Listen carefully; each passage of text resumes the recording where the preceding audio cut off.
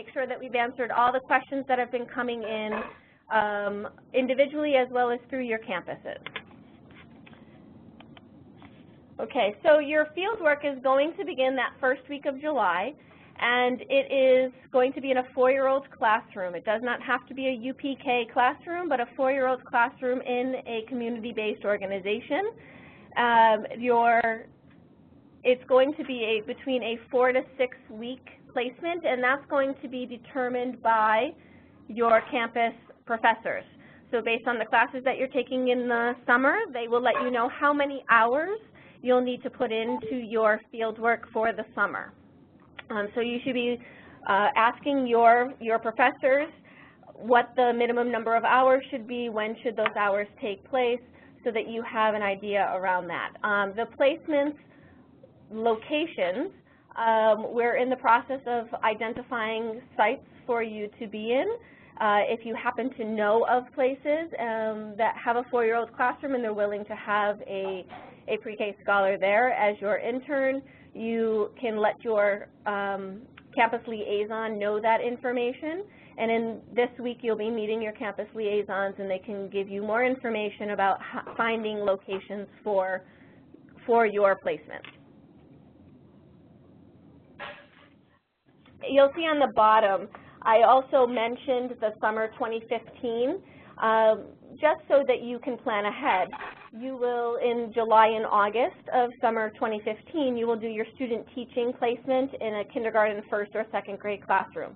That information will come to you much later in the program. You don't have to worry about that right now, but we just wanted you to have an idea that this summer you're doing a placement in a 4-year-old classroom to get you ready for your UPK job placement in September, and then in the following, after the school year ends in June, you'll do another student teaching to finish out your certification requirements. In the fall and September, you will be hired as a full-time UPK teacher in a community-based early childhood center, and we are working with the Department of Education to host some job fairs over the summer so that you can meet prospective employers that will have UPK classrooms opening. We don't have that full list now. There will be more classrooms being opened in July, and we have some interest from programs that are looking for UPK teachers, and we are directing them towards your campus liaisons so that they can help make a placement specifically for you. We're doing it kind of strategically in that if an opening comes up in the Bronx, we're letting the Bronx campuses know where those openings are so that they can work directly with you. We don't want you to have to travel from borough to borough to borough, and we want to be mindful of the fact of where you're all living, where you're going to school, and where you're going to be teaching. So you'll be hearing more through the summer about openings that are becoming available, and your campus liaison will directly help you find those opportunities. If you are currently working at a center that has a UPK classroom and your director is willing to place you as that UPK teacher, you can secure that position. You'll just need to let your campus liaison know what the program is and get a statement from your director that they are willing to hire you as the lead teacher. I did receive a question over the weekend from somebody that a program was willing to hire them as a substitute head teacher in the UPK or a co-teacher. For this program, you do need to be hired as the lead teacher on record of that UPK classroom. So you can't be the substitute and you can't be a co-teacher. You really have to have a placement that is willing to have you as that lead teacher.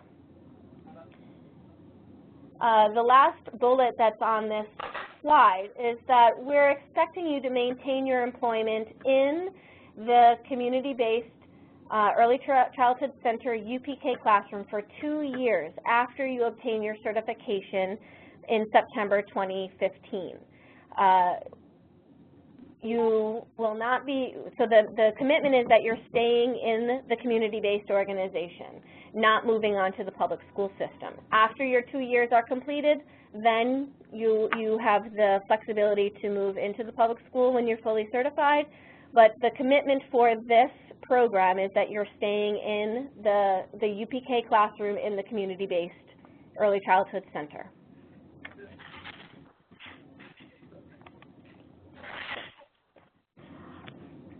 So your coursework, you've already been fully involved in for the past 3 weeks. You should expect that over the remainder of each semester, you will take approximately 12 credits each semester. Those individual schedules are going to be developed by your campus, and your faculty will provide those to you each semester.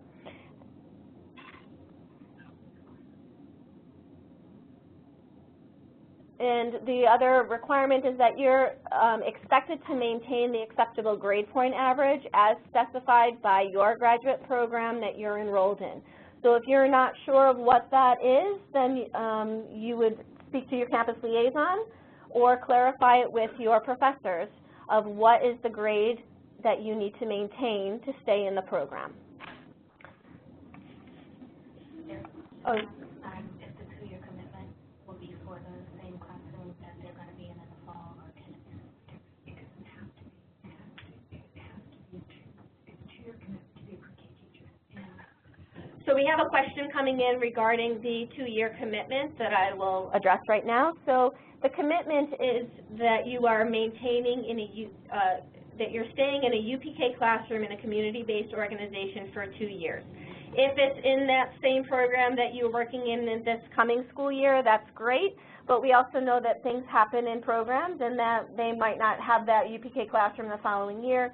So it's okay for you to move to a different community-based early childhood center, but the commitment is that you're staying in PreK, in UPK, in a community-based organization for 2 years after completing the program.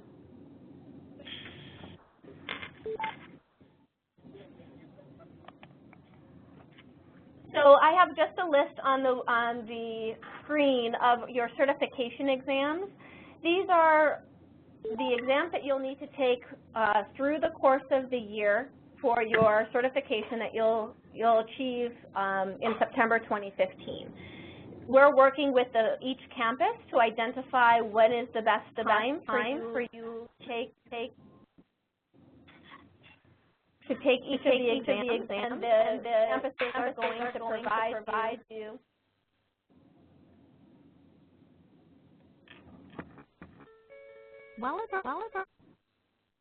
Hello?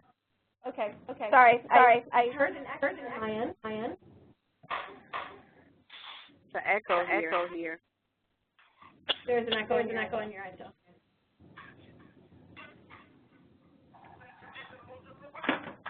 Could everybody mute their line? Maybe there's some kickback.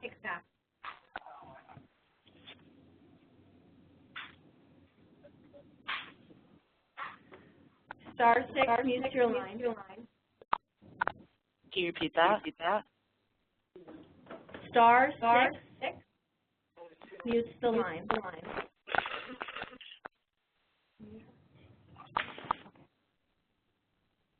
Hello?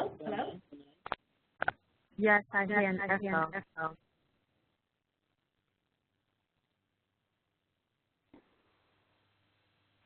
Okay, so I think everybody has muted their line. No, I haven't done it because there's a really bad data. I can barely hear the numbers that you set to test.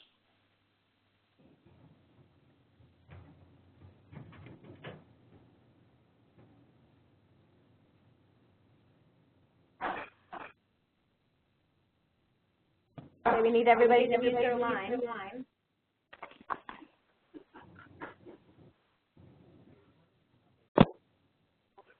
How do we mute? *6. *6.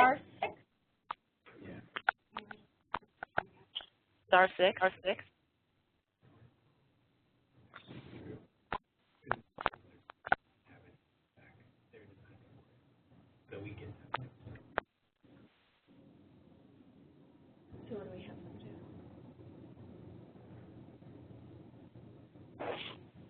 We'll try it again. Or if they have their mic too close to their speakers, instead of mic and speakers, can be another one. Right.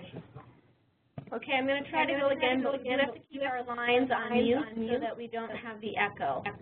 So if you are on a speakerphone, it needs to be muted.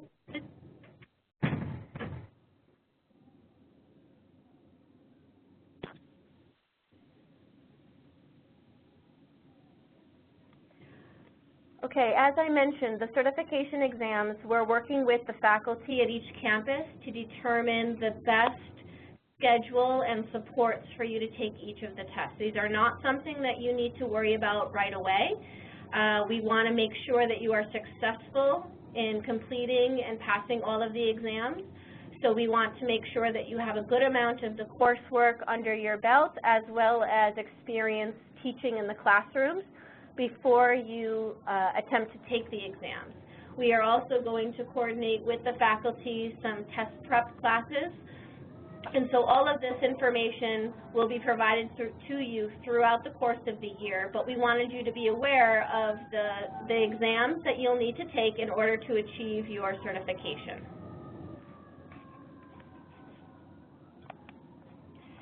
All of you, there was a question? All of you received an email and phone calls from me this weekend regarding your fingerprinting. The information was all sent to the DOE this morning. They are entering you into their system and registering you as a scholar. You will get specific directions from the DOE either today or maybe tomorrow regarding how to set up an online profile so that you can schedule your appointment. You'll receive specific instructions from the DOE of what you'll need to say when you get to Court Street for your appointment. Because you are classified as a scholar, the fee for the fingerprinting will be covered, and so you need to be very specific with the directions so that you're not put in with the rest of the individuals there being fingerprinted, that they can keep you separate knowing that you are a scholar because the information will be different. Many of you in, I believe it's the Queens campus, indicated that you had already set up your online profile and that you received information from DOE about scheduling. At this time, hold off on following up on that email because the DOE is registering you as a specific group to your campus as a participating scholar, And so if you haven't heard from the DOE within the next few days, please let me know and I will follow up with them. The statewide central register, the SCR clearance that I provided to you as the hard copy in the email is just to prepare you for the information that you're going to have to gather. You're going to need all of your addresses that you've lived in since you were 18, the names and dates of birth of all of the individuals you currently live with. And so I understand that that might take a little time to locate all that information, which is why I provided the hard copy. Once you get to your summer placement, the individual organization will need to submit your clearance for you on behalf of the program. So you are getting clearance for each individual program, which is why you need to have that information available. It will be an online submission, but the program will give you the website and they'll give you their information, which identifies them as a unique agency that you will be connected to in order to get clearance. So at this time, you don't need to do anything as far as the SCR. You just need to make sure you've gathered the information so that you can submit your application once you are in that placement. Other people have, on the fingerprinting piece, others asked me over the weekend that they've already been printed by the DOE in the past, or they were printed by DOI. Your prints, if you were printed by the Department of Education, I made a note of it on your file when I sent it to the DOE, just so they can locate your paperwork. They will let us know if you need to be reprinted or if what they have in the system is provides you clearance. If you were printed with the Department of Investigation, you will need to be reprinted. The Department of Investigation's prints do not count for the state certification. You do need to be printed by DOE. So there is possibility that some of you will need to be printed twice.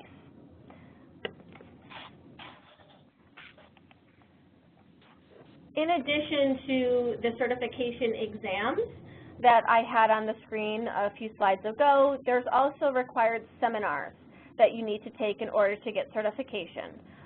Child abuse identification and reporting, school violence prevention and intervention, DASA, which is a new seminar, Dignity for All Students, the Alcohol and Drug Abuse Seminar, and School Safety Seminar. I've noticed on many of your resumes that when you applied for the program, that many of you have indicated that you've completed these seminars.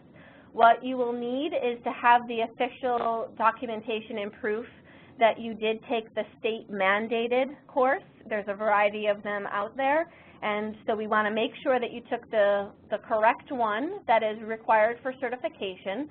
So locate your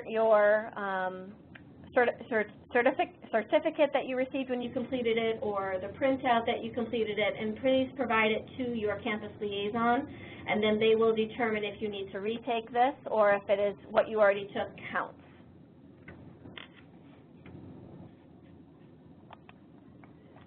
And here is each of the campuses with the faculty director that I'm sure all of you have already met, as well as your campus liaisons that you will meet this week. They're very excited to start to work with you and to be a support with your academic work as well as your placements in the field. And at this time, we'll open it up for some questions. Do you have more questions coming in, Rita? Sure. I just have one that has some specific questions. Okay. Once we become certified teachers, how will our salary change? So one question that came in is, once you become a certified teacher, how will your salary change? There is a, you can answer that. I'm trying to think of a massive word. So good afternoon, this is Sherry Cleary. I have the privilege of working with Dana and Raydell and your faculty and the campus liaisons. So when the mayor implemented PreK in New York City, the provision for certified teachers, whether they were in a community-based early childhood program, were slated to go up, and in fact they will, as people get certified, your salaries will at least reflect the minimum standards that the mayor's put in place. And so while we can't specify exactly how much the salary will change, it all depends on what your entry salary is this fall, and so how much the CBO pays you in the fall, and then whether your salary changes will depend on what that number is. But the guidelines that the mayor has set forth is for an initial certification. A pre-K teacher would not make less than $44,000. For a professional certification, a pre-K teacher would not make less than $50,000 for the contract year. This can be different from program to program. I've already met with a program last week that's looking for scholars who maintain that they will pay more for an initial certification than the required $44,000. And so we're reluctant to tell you exactly how much you'll get paid because it's not up to us. It'll be up to the hiring agency, and as I said, some of them will choose to pay differently.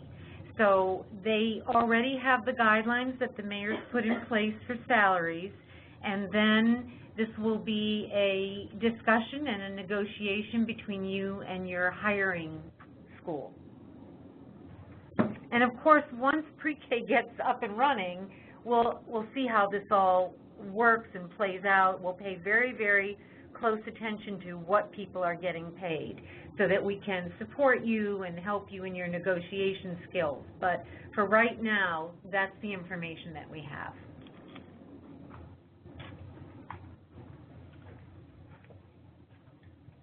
I have a question that came through regarding the fieldwork placements. Somebody mentioned that they will finish 20 hours of field work in the preschool in July. Do you need more field work in August? And do you need to find a new placement? So as I mentioned, you will have, it's a 4 to 6 week placement that you'll need to speak with your professors at each of your campuses to determine what that fieldwork requirement is going to be and what that looks like, how many hours you need to have, what time of day, what's the placement look like. We're saying that the requirement is a 4 to 6 week placement in a 4-year-old classroom, but the specifics need to come from your campus. Someone had the SCR screening done by a different employer. Do I still need to have it done again? Yes, another question that came through is you had a SCR clearance done with a different employer. Do you need to have it done again? And the answer is yes. You need to be cleared by each individual program that you work at because the individual program gets a report if there's any clearance issues. So each time you move to a different location, you have to complete the clearance again.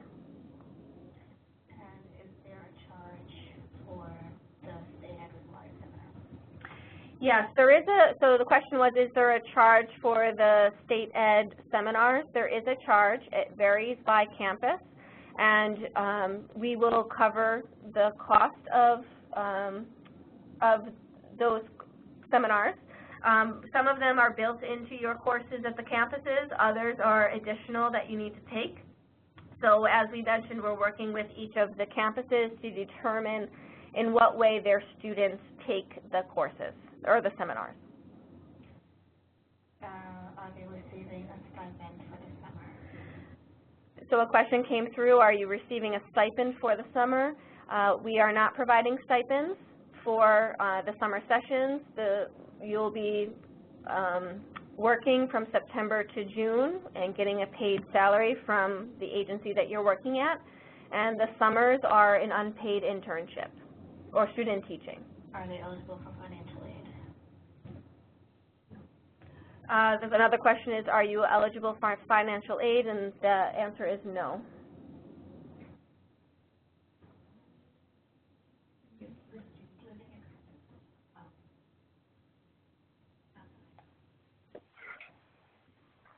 And I guess if you were asking for financial aid for living expenses, they would have to check. You would have to check with your financial aid office. I'm not on our end. We don't know if you qualify for that or not. You would have to check each campus financial aid office. I have a question about fingerprinting. I think I logged in a little late. Sure. So you said when I came into the conversation, it was mentioned that our fingerprints are being registered. Did I mishear? Like, what is going on with that? Right, so your information that I gathered this weekend from all of you has been sent over to the Department of Education, and they are registering you into their system as a pre-K scholar. Do we need to send that PDF back to you?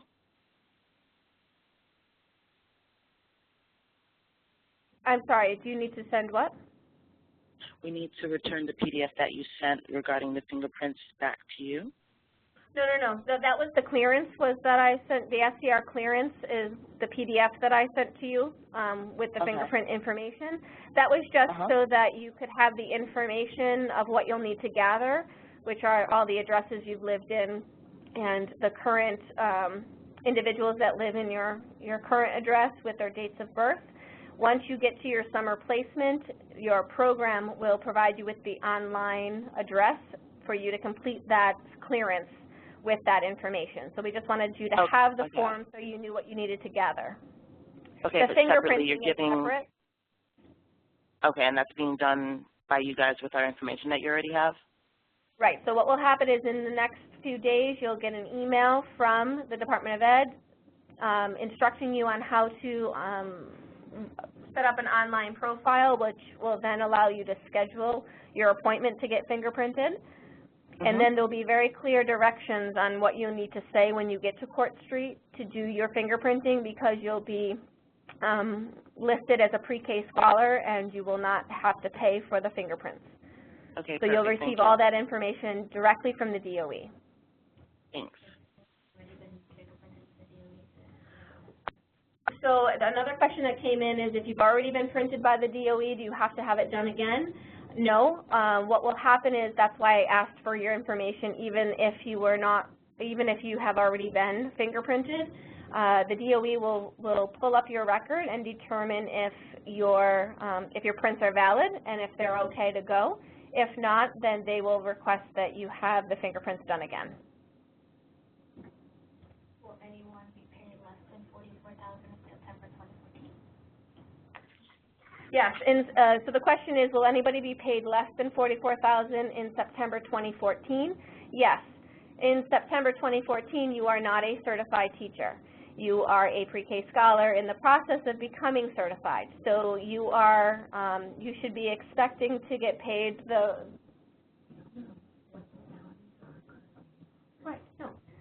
you should be expected to be paid whatever the rate the agency has for an uncertified teacher, and that's something that you need to ask each individual organization. The rate of 44 was for after you become a certified teacher, which will be in September 2015. In September of 2014, we would basically be holding an initial certification in teaching. No, you'll hold an initial certification in September 2015. Okay. This coming year, you are an uncertified teacher working on a study plan, working at a community-based organization.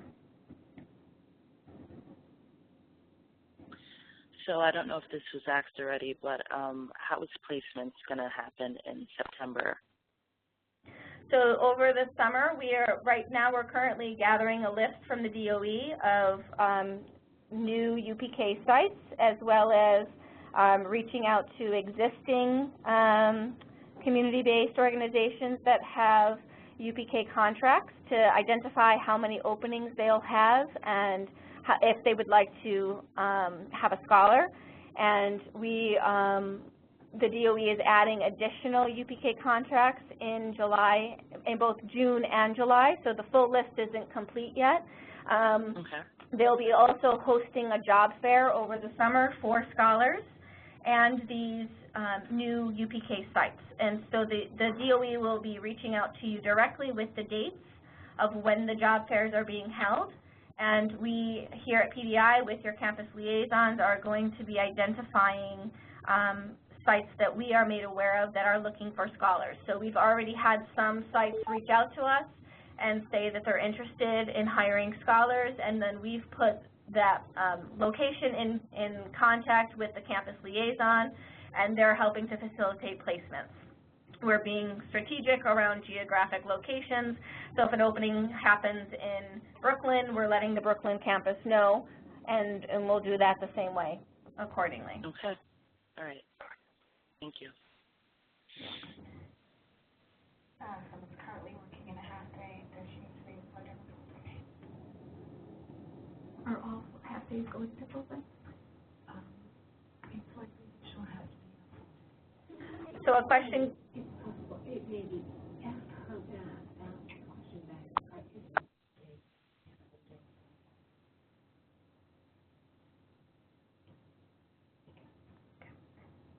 So there is a question that came in, and we're getting some further clarification, but a question came in is if you're currently working in a half-day UPK. Everybody your line. It's star six.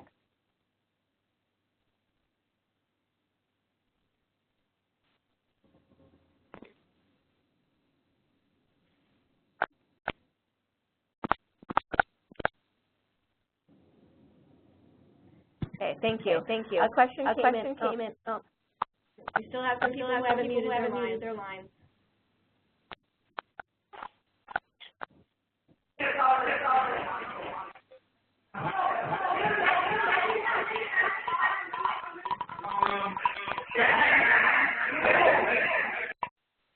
To unmute your line, press *6 or #6.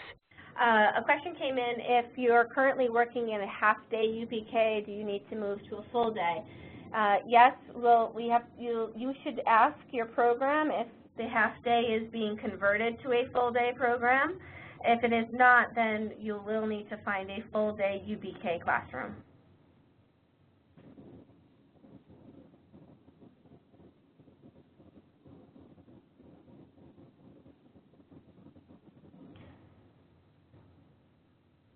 I have another question here that came in regarding do you have to quit your teaching job from the September to June in order to do the student teaching in the fall?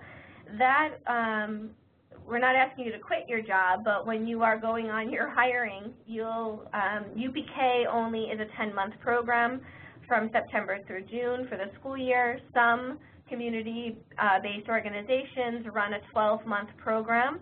And so when you are going on interviews for hiring for the UPK teaching position, you want to be clear that your commitment as a teaching scholar is that you have a student teaching requirement of the summer of 2015.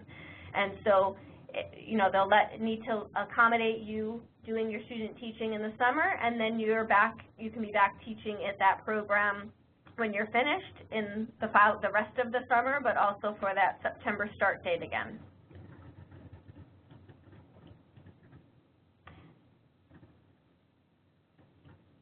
And another question that came in is, will you be assigned to a public school after you finish the 15-month program and get the teaching license? No, the commitment is to stay in a community-based organization for 2 years after getting your teaching license in 2015. And then at that time, you can explore your options in the public school system.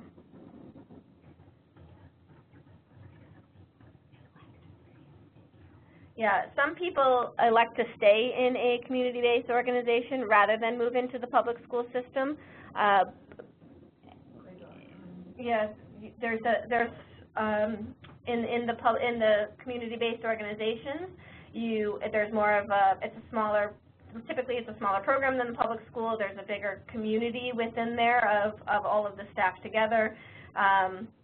You have a team. The teacher is not, typically the classrooms have a lead teacher, an assistant, and an aide.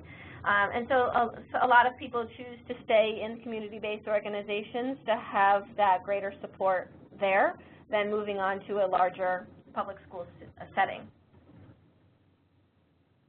And the assurance that you're staying in pre-K in the CBO, whereas if you move to the public school, you could be moved to various grades.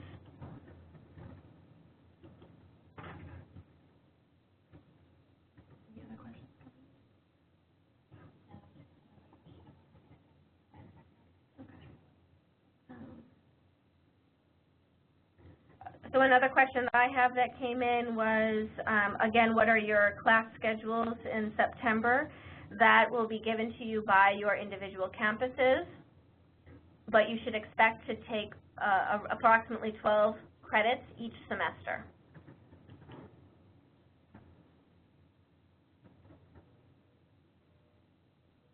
Can you begin looking for a placement before the job fair is held? Absolutely.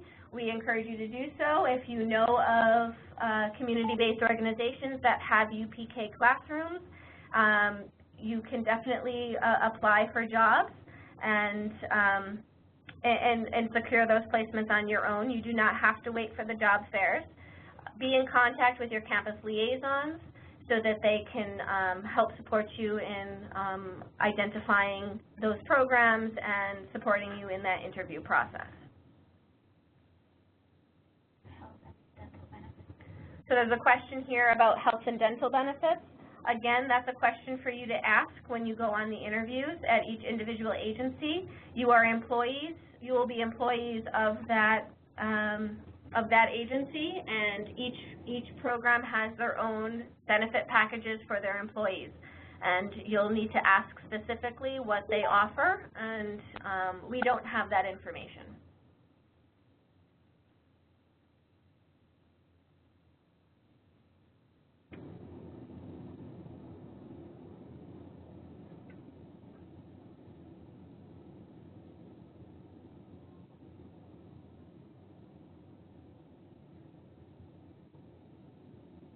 Just checking to see if there's any other questions coming in.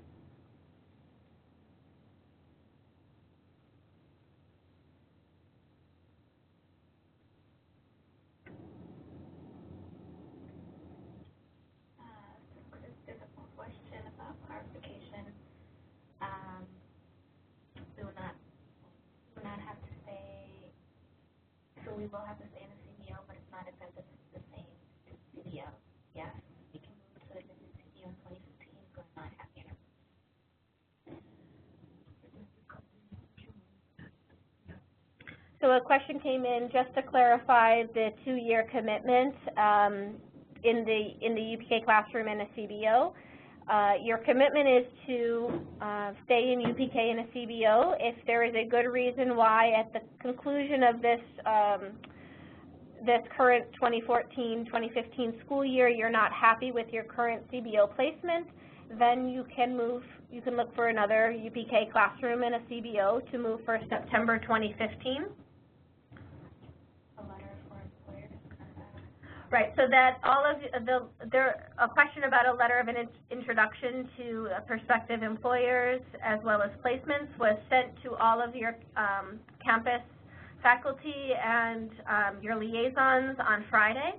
So they will most likely distribute it to you this week for you to bring to both summer placements as well as fall teaching positions.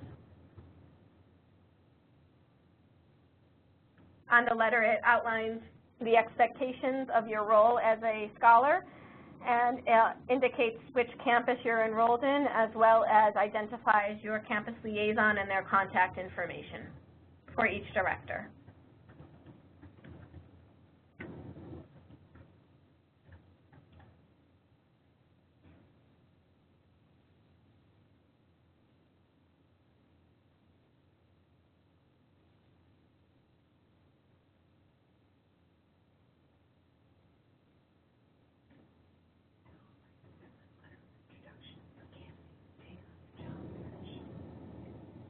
And I'm just to let you know, Sherry Cleary will also write a separate letter, excuse me, a separate letter of introduction for you to take on your job search about the project and that you are a participating pre-K scholar.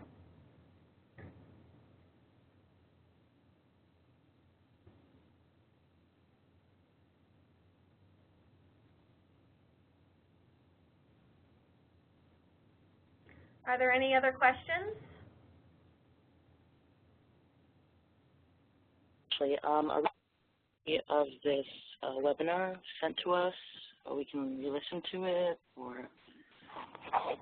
Yes, we will, as soon as the webinar is completed, we will convert it into a form that we can send to you with the recorded portion as well as the slides, and it will be emailed to all of you and your campus liaisons as well as your faculty.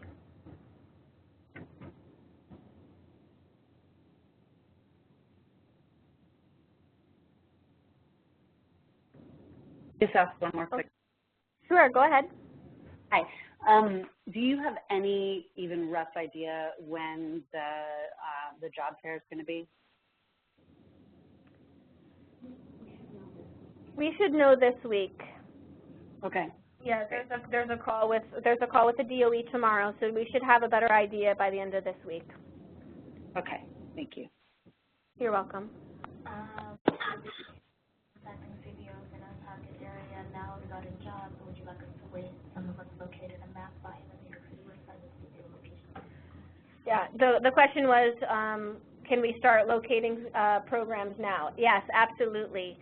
You can do your own job search. You can reach out to any of the programs within your geographic area or programs that you know of and inquire if they have UPKs, or even for your summer placements for a 4-year-old classroom. And definitely try to find them on your own. Just stay in close communication with your campus liaison so that they are aware of the program and can help support you with the letter of introduction. What if you're unable to find a position for September?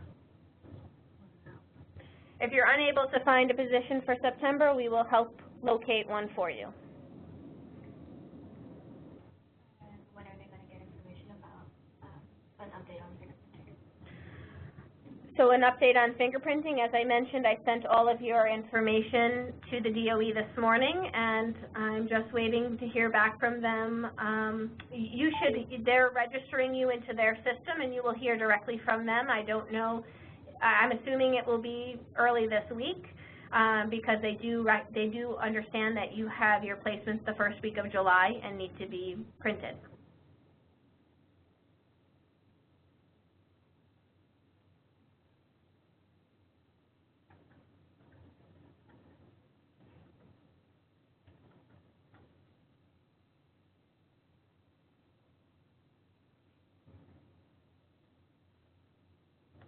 any other questions?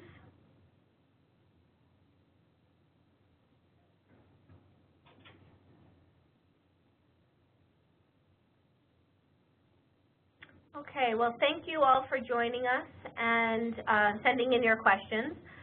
As I mentioned again, we will be converting the webinar into a format that we can send to you, and you will get it later this evening or early tomorrow morning, along with the slides. If you have additional questions after you re-listen to it or log off of our webinar today, feel free to always email back and contact us, and we will try to have all of your questions answered. Again, as I just want to reiterate that you will meet your campus liaisons probably sometime this week while you're there for class, and know that this is a direct line for you, support and guidance for your academic work as well as your placements and teaching in the UPK setting. We want to thank you again, and we're really excited for this program to be up and running and to have you be a part of it. Okay. Have a wonderful day, and we will speak to you soon.